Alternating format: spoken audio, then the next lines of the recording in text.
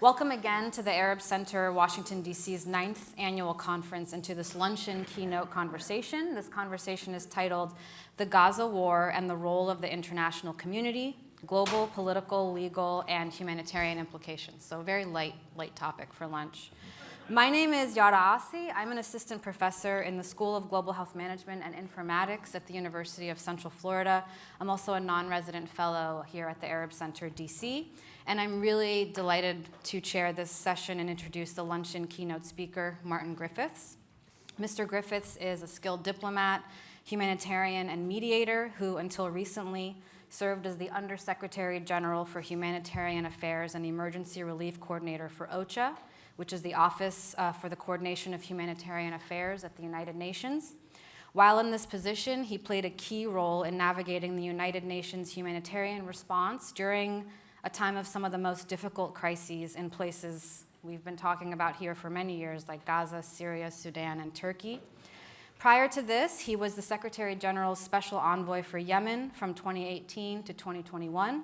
He's held several other key positions, including the first executive director of the European Institute for Peace, founding director of the Center for Humanitarian Dialogue in Geneva, and positions in various international humanitarian organizations, as well as the British Diplomatic Service. He holds a master's degree in Southeast Asian Studies from the School of Oriental and African Studies at the University of London and is a qualified barrister. He will first deliver some remarks, and then I will have open conversation with him. I do believe we will be taking handwritten questions, so if they do come up and we have time at the end of the session, I'd be happy to take those.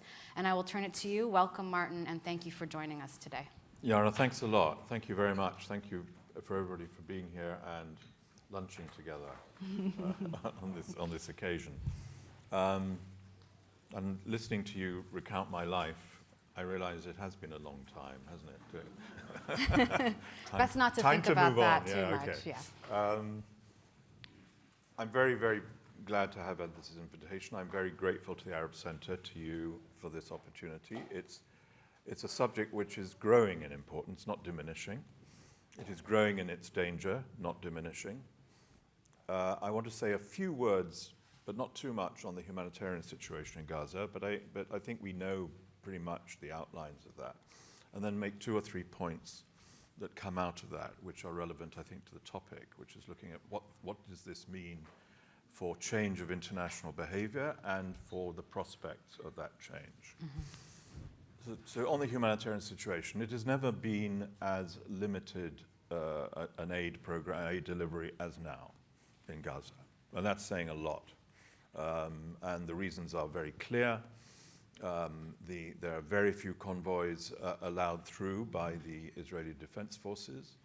The deconfliction system, which operates in all countries in crisis, in which humanitarian agencies say where they're going to go tomorrow and to serve who, so that they're not attacked on the way by the warring parties. It doesn't work with the IDF, and we've seen it by aid workers being killed, by convoys very, very normally, the great majority of convoys being stopped and sent back, and a complete disrespect. I mean, this is a kind way of putting it, a complete disrespect for international humanitarian legal obligations, as the panels have said. So the reasons are clear. If you don't get aid to people, they start getting sick, they die. We know that over 11,000, I think it's a huge underestimate, children are among the dead. As we heard at the beginning of this morning, the estimate of the dead, 40,000 or more, is almost certainly an underestimate. Most of Gaza is under rubble, and that rubble hasn't been taken away, and God knows the scenes when it will be. So a couple of quick facts. In Gaza, people receive from humanitarian agencies under 5 liters of water a day when the normal minimum is 20. I've worked on water distribution in big operations, and it sounds like an optional extra. It absolutely isn't. There's no sewerage and sanitation, and there's no safety.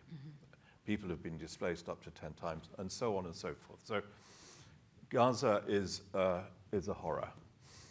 I've myself, many, many years ago, been a frontline aid worker. I was working with the Khmer Rouge and in Cambodia and Thailand back in the 70s. So I can see the comparison then and now. What I found devastating and unsurprising is talking to a lot of my colleagues and my community working in Gaza. Nothing like the suffering for them that there is for the people. It is the worst experience most of them have had in long lives of frontline humanitarian aid workers. We will see a generation of trauma just from them, let alone the extraordinary trauma for the Palestinian people. So it's a disaster. Mm-hmm. And man-made, no question about it. There's no hurricanes there. It's man-made. And it is conducted entirely in breach of international law. Mm-hmm. Very good. I don't think that's very controversial. The points that I want to make is that this is not a surprise. Gaza is a horror, but it is not a surprise. We have a world at war, as we've heard today, more wars now, I think, than at any time since 1945, before the founders of the UN got together to try to save successive generations from the scourge of war. More war is going on now, and it is doing so for a reason. It is because there is complete unaccountability. I'm not surprised that generals or leaders in countries across the world decide to go to war. Why wouldn't you? Mm-hmm. When you're not going to go to jail, you may have a chance of winning the war after mass deaths and killings, disruption of your state, and we see this in so many countries.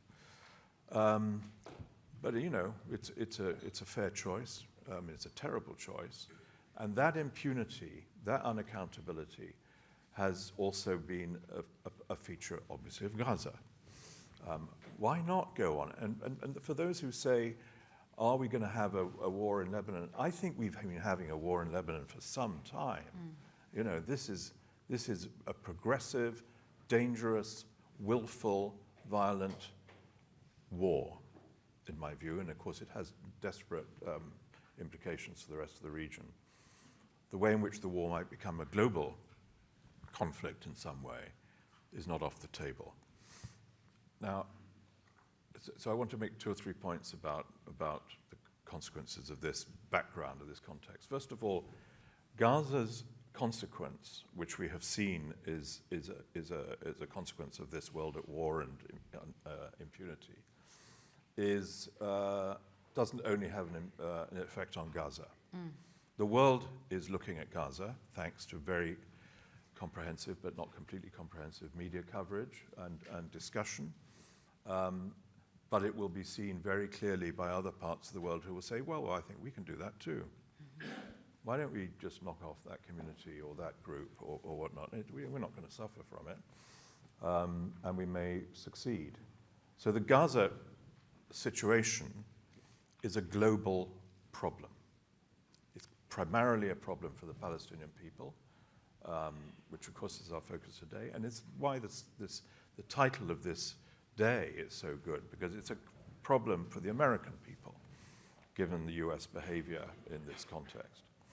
So that's the first thing. Mm-hmm. Gaza has consequences beyond its borders, and we are an interconnected world. Number 2, the humanitarian community, of which I was a part, decided, I think it was in November, that we decided, and I think we issued a statement, complete consensus across that community, opposing the war and demanding an immediate ceasefire. And the reason we did this, and the advocacy that I did later, which is in some ways the easiest advocacy I've ever been involved in, is because it was blindingly obvious. Why do we wait 6 months, 7 months, 8 months, now 11 months, to say what is absolutely certainly needed? Mm-hmm. Why are the humanitarians doing that ahead of it? I mean, of course, the Palestinian community, the activist community here, yourselves are right in there. But governments have taken so long across the world, and it's a shameful, shameful thing. And there are reasons for that. as I think I've said elsewhere, the balance between expenditure, say, on humanitarian aid globally and on military assistance is between 25 billion for humanitarian aid, half of what was needed, and $2.4 trillion, this is dollars, for military aid. I mean, what kind of a world is that? Very telling. It's appalling, and it's statistical, you know. So that's, I think, the first thing. Gaza has an impact beyond its borders. Number two, Gaza is an extraordinary place in terms of international attention, unlike, say, Sudan. And do you remember Afghanistan? You know, that's still there, by the way. But the international attention has not been mediating, apart from Qatar, which I think has played an important role. It's not actually used leverage effectively. I mean, to see the globetrotting activities of the Secretary of State, Tony Blinken, 10 times now, is it? But with no real impact on the welfare of the people, despite the promises that were made about the deal that could be on the table, is shocking. So a lot of international attention, not enough focus on mediation, not enough pressure in favor of dialogue as opposed to fighting. So it's great international attention. That's not the problem. The problem is it's misguided, and it doesn't help. And I think we have a frontline seat on seeing that it hasn't helped. Number three, and perhaps this is in some ways the worst of all in this circle of evil. We hear, we see leaks. There is no official confirmation of any of this about the plans for post-war Gaza. We were talking about this just now. Plans for governance and security for post-war Gaza that, as we all understand it, the US and Israel and maybe some others are discussing in private. First of all, in private is not the place to discuss plans for future governance arrangements of peoples who have global support for their desire for, and many years of promises for the desire for a state. We know that from the leaks and from the discussions and all the points of contact that it gives Israel's security a prime role, where I think we would all say regional security, including Palestinian security, as well as Israel's, should be the prime focus, and that giving Israel a lift, if you like, into that position will only cause more suffering and more conflict and more fighting.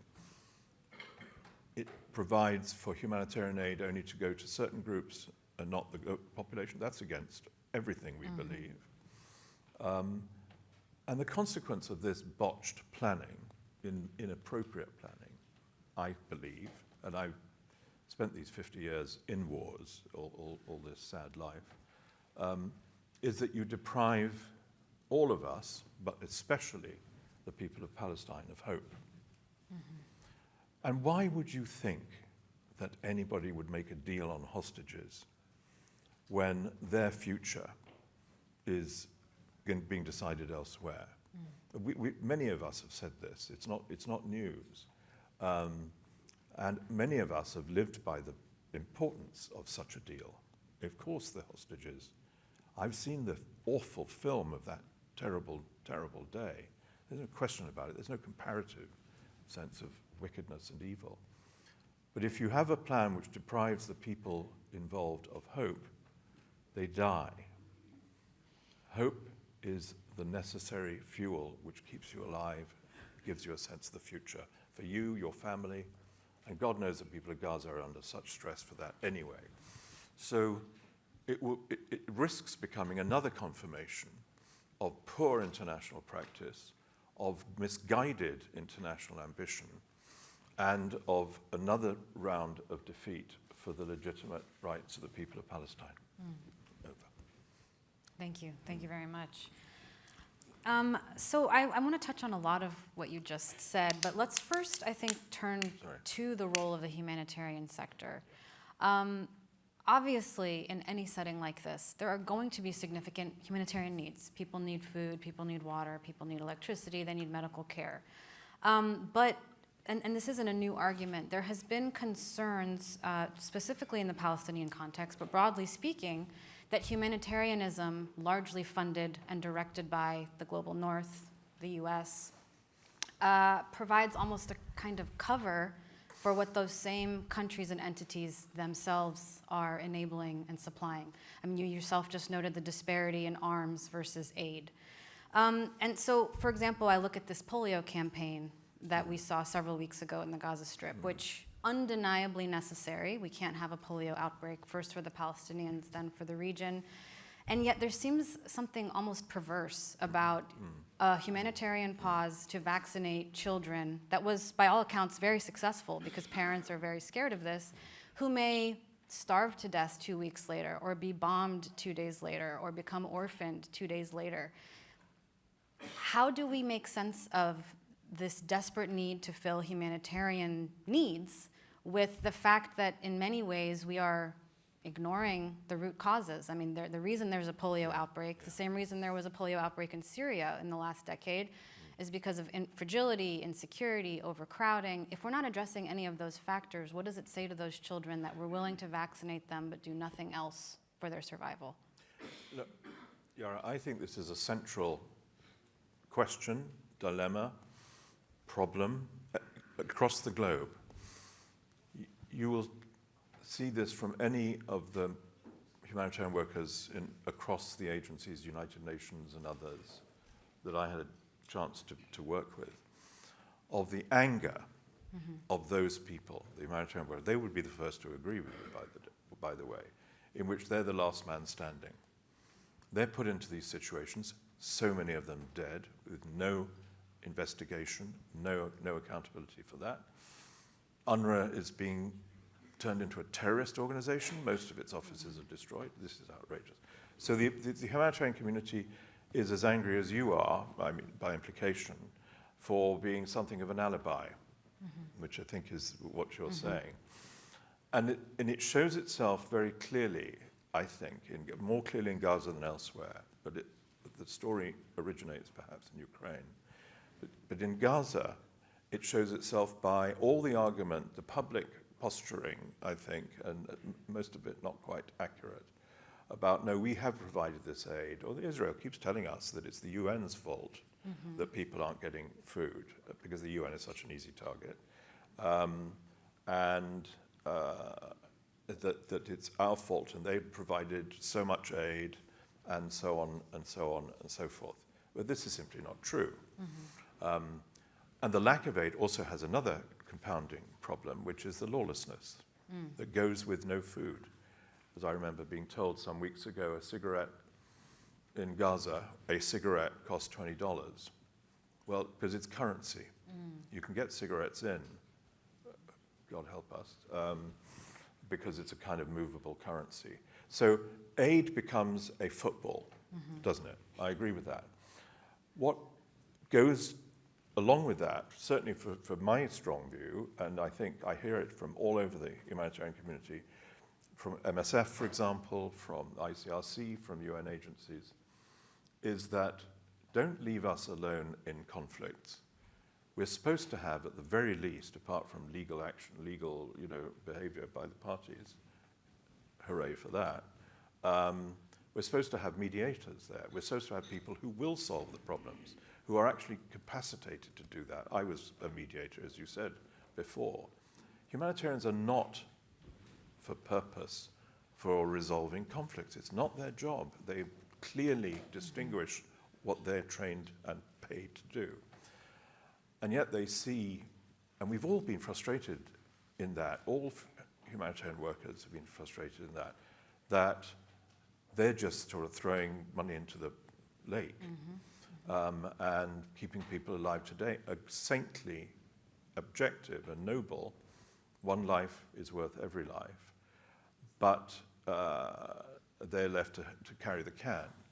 And one aspect of this, just as an illustration, which I became quite annoyed about in the last 3 years, was in the Security Council, as Ken said, it's riven, it's not fit for purpose, particularly in these places, is that the Security Council often retreated, if you like, into humanitarian discussions. By the way, anathema to some of the key old humanitarian organizations.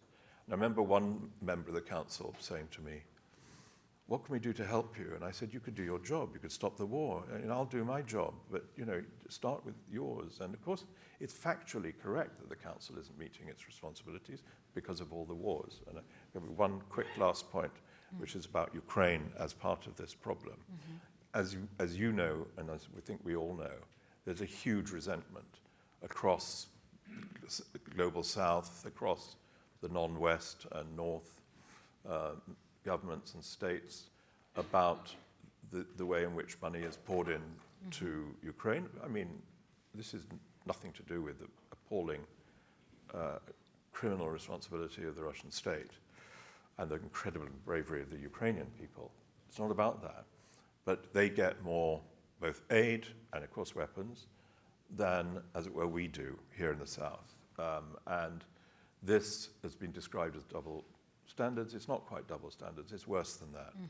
It's the fact is that aid to end is helping our neighbors, whereas the international law on humanitarian aid is that it must be proportionate to suffering anywhere. That's not happening. No, it's certainly not. I think this brings to mind the entire question of supposedly decades of apolitical humanitarianism that has been anything but, and we're seeing that brought to bear. I think so. I think that's right. It's an inflection point now for the humanitarian enterprise. Money's down anyway. We're getting half of what we need, and needs are going up, and so on. But it is this crucial moment where the humanitarian community, and there's many, many people have rightly argued this, have got to switch business models, if you like. The first element is to start listening to communities properly. We've all been trying to get that right. It's difficult. It's not something that we are good at, but it's obvious. It's necessary. They should be our program priority setters. Centered in any initiatives. In any communities, and by the way, these people, the communities, the displaced people, they have the same depth of humanity now that they always have. It's the leaders who've lost the plot. But the other part of it is, of course, changing that end of the business model, but the other part of it is looking at the funding. And funding anyway is going down significantly from the West, the traditional donors. And we, the humanitarian community, need to find ways to adapt ourselves, to listen again to the Global South and others and the new donors, to find out what do they think, and also to maybe remind them of what our principles are. So we've got to flip away from our usual suspects. It's imperative and it's urgent. Yeah, and you brought up the humanitarian community, and I want to turn to something you said a few minutes ago. You referenced the attacks on UNRWA. And I think one horrific feature of what we're seeing in Gaza today has been both direct attacks on humanitarians, as in hundreds have been killed, especially many of whom are local staff. Whenever it's foreign national, it makes news. When it's Palestinians, it's less so. But also these kind of rhetorical attacks on UNRWA, as Hamas, everything is Hamas, but especially pointing to UNRWA. And you've seen even the official Israeli social media, as you noted, directly attacking the UN, posting pictures and saying, we're doing our job, where's the UN? And that seems very new to me. That is new. So what does that do to the sector, and how is that at least not a target of criticism? I mean, that a nation state is quite openly, in racist terms, maligning an entire organizations because some of the staff are Palestinian or because the staff support Palestinians. Look, I think the UNRWA case, and Philippe Lazzarini, the Commissioner General, is an old friend of mine, and we've talked about this a lot when I was in the job in the UN. The UNRWA case is unprecedented. The idea of a member state designating a UN agency as a terrorist organization, not in my lifetime. Number two, he's argued this, and the Secretary General's argued this, and all the rest of us have argued this. There's no evidence adduced that UNRWA staff are Hamas operatives. I mean, they're living in Gaza. They certainly had a lot to do with Hamas. That's very clear. But when those accusations were made about the 10 or 19 UNRWA staff, UN did 2 big investigations. I remember I was involved. And neither of them came up with any evidence. There's circumstantial evidence about some of them, but there was no evidence that would go to any court, and there has been no court as a result. So UNRWA has been condemned, including in this country. Right, the U.S. pulled funding, yeah. Yeah. On the basis of no evidence. There's no due process about that, as well as the heinous nature of the way it's gone about. I'm glad finally the United Kingdom started refunding. I mean, it should never have stopped. So I think this is unprecedented. And I remember when I was in the UN, I was, like the Secretary General, was attacked all the time by the Israeli commentary simply for speaking the truth. And it's a new part of, I think, that pattern that we discussed earlier of unaccountable behavior. Why not make UNRWA a terrorist organization? I got lambasted because I said Hamas is not a terrorist organization, which factually it isn't in the UN because the Security Council has not so listed it. So it's a whole new area of struggle. And it will be struggled about by actors who have no interest in public welfare or global commons. I mean, I think especially in the UNRWA case, it seems apparent that because UNRWA is one of the few organizations that recognizes Palestinian right of return and literally exists to provide relief until a political resolution is reached, it's now been 70 plus years or so, it seems largely ideological, both in terms of kind of imposing this complete siege on Gaza, as Israel's defense minister said in the early days, but as well as cutting off any potential entities that could speak out for, represent, even provide relief for Palestinian refugees. It goes back to the territorial goals of Israel, which is to, take Palestinian land and displace Palestinians from it. I wonder, how does that look in the future? I mean, if we've kind of allowed this to happen. Well, it's a deterrence, isn't it? That's for sure. And I think you're absolutely right. For me and for us and me in the humanitarian job, UNRWA, as we stated throughout and still do, UNRWA is the pivotal linchpin of humanitarian aid to the people of Palestine. Right. And it was set up for that reason, as you say. And it's the companion of the Palestinian people on their much delayed road to statehood. So attacking that is, first of all, it's very damaging for humanitarian operations in the West Bank and Gaza because it's the biggest, it's the most knowledgeable, and it does a range of things which is unusual for agencies. And it cannot be replaced. So there are efforts to see if some of UNRWA's functions could be taken, including from here, UNRWA's functions could be taken over by other agencies. And other agencies came under horrific pressure. Really? Yes, to do that. And they knew, and we all knew that was wrong. It was wrong in terms of Palestine, it was wrong in terms of principles. But it can be, I think the point you're saying, this can be replicated elsewhere. Exactly. I mean, you don't like that agency, just chuck them out, don't give them any visas. We have a huge problem. We have, my former office and agencies have a huge problem getting visas. I don't get a visa. I haven't had an Australia visa throughout this conflict. But it stops you operating. We have the same problem elsewhere, Sudan and so forth, but it's invidiously used as an instrument of repression in the case of Gaza. Absolutely. And like you noted, what is allowed here will certainly be replicated elsewhere.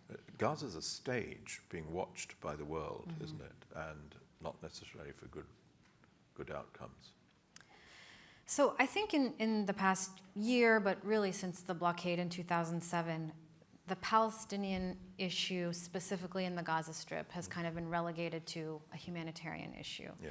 Counting of amount of people in poverty, wounded in any given war, how many acres of land are seized in the West Bank. But ultimately, Gaza and the Palestinian issue, more broadly, is not a humanitarian issue. No. It is a political issue Absolutely. with significant humanitarian consequences that I think increasingly the humanitarian part is being emphasized at the expense of the political part. Does the humanitarian sector have a role in reframing this conversation? Or is whose responsibility? I mean, obviously we know why this is being done. Yeah. What can be done to reassess that? This is a very, very strong debate inside that by humanitarian community, precisely for the reasons you described. And it's been turbocharged by Gaza. It's true in other places, but it's been turbocharged by Gaza. And the debate is, don't look to the humanitarians to be the alibi, that they can't solve the problems of the war. It's not their job. They're not political and so forth. But they have been politicized in this way. They note always, as I did in all my travels, the absence of principled mediation in any of these places. And it's absent, of course, except for Qatar, in this case. So they need to think through and then come out, I think, more strongly on this issue. Say, don't look to us.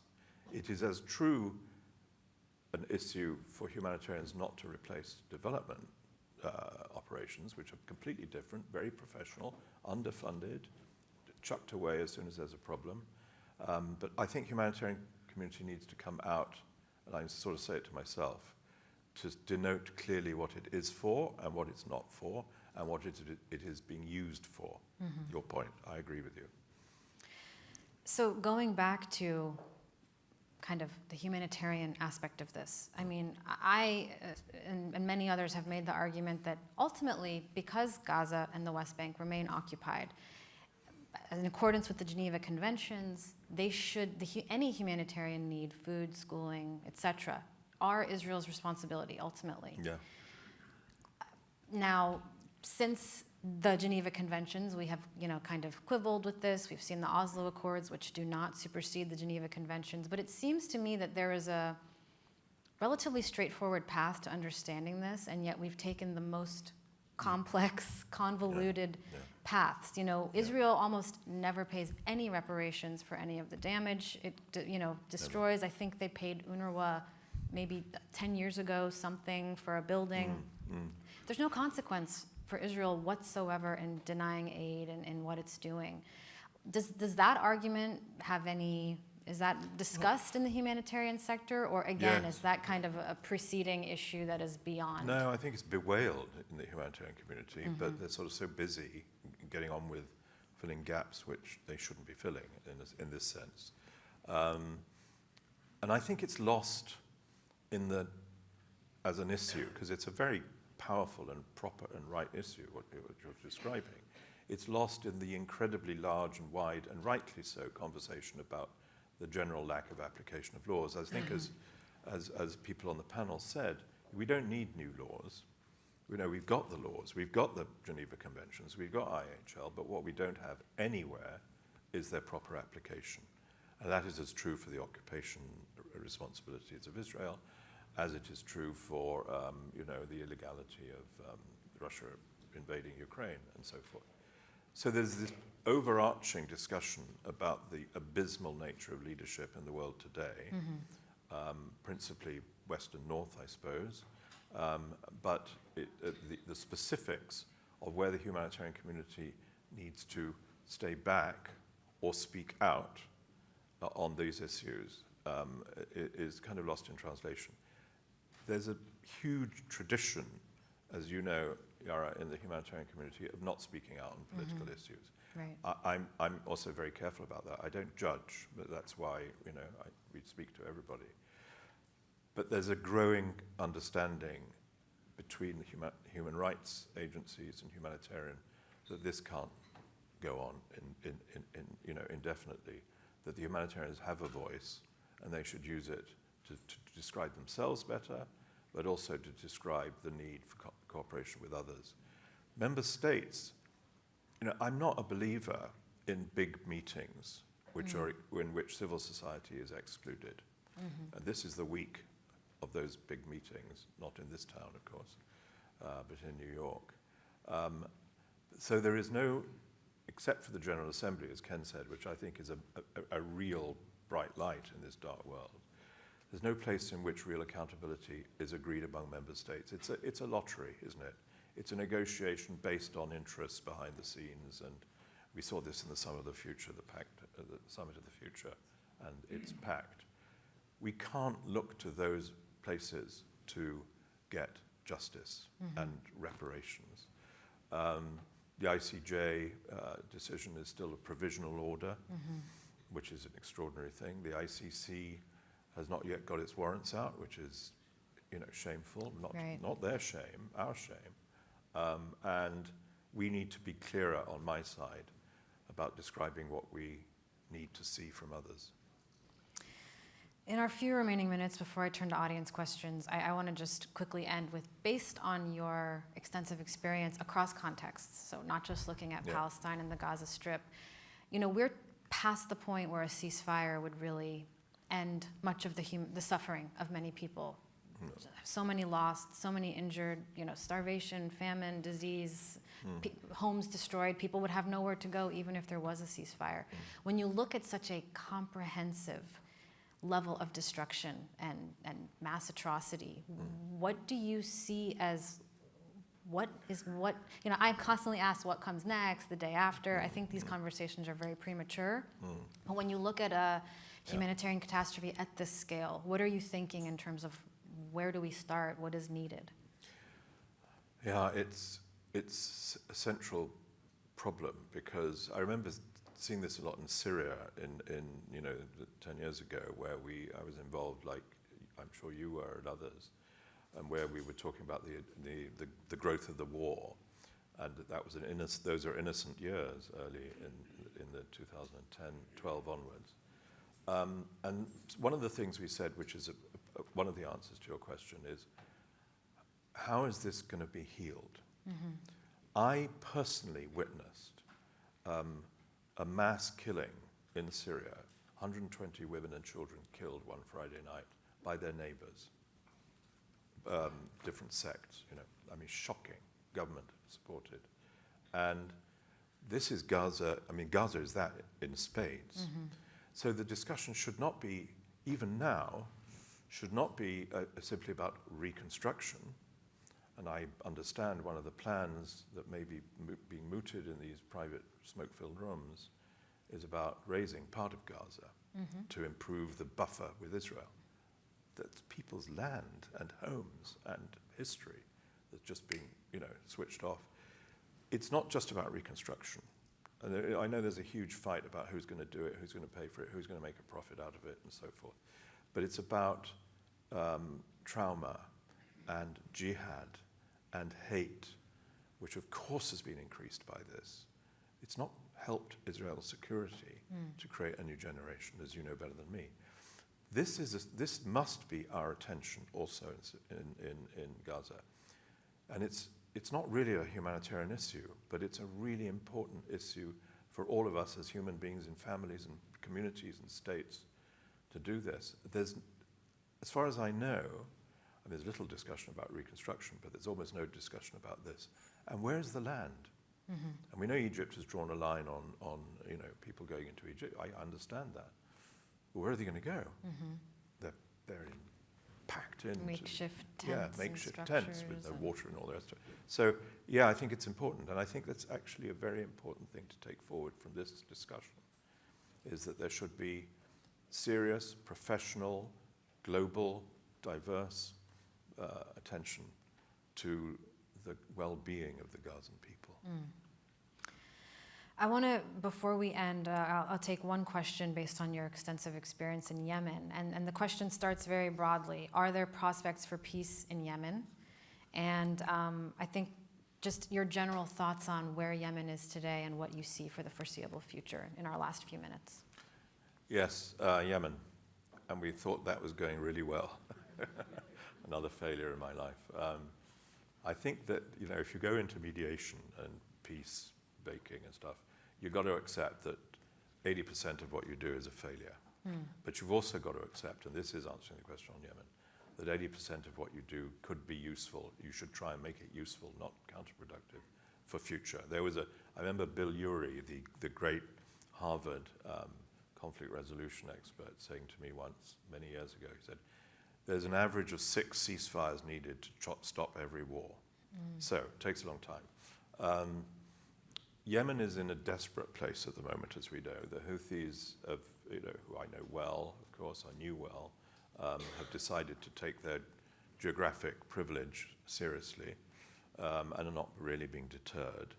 And it risks overthrowing the incredibly important effort that was, with Saudi leadership, as well as my successor, Hans Grunberg, the UN Special Envoy, and others, the US very helpful on this, and so forth. This was one place only globally where we thought there would be a resolved conflict taken away by these events.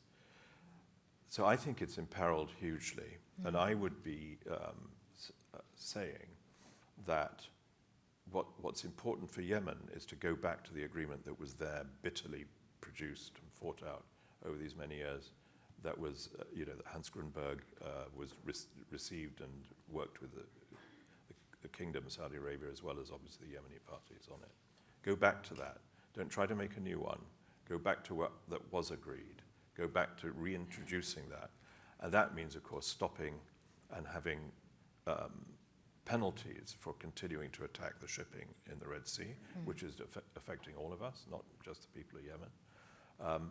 Get back to that momentary, hopeful point where we might see, for the first time for many years, a conflict resolved. It was a fair deal. It was an end of war first, and then there would be a much more difficult political process. It's got to be a plural government. We knew that. It's not easy to get to that. But you start with not killing people and allowing them to live. It's a good starting place. It's not a bad place to start.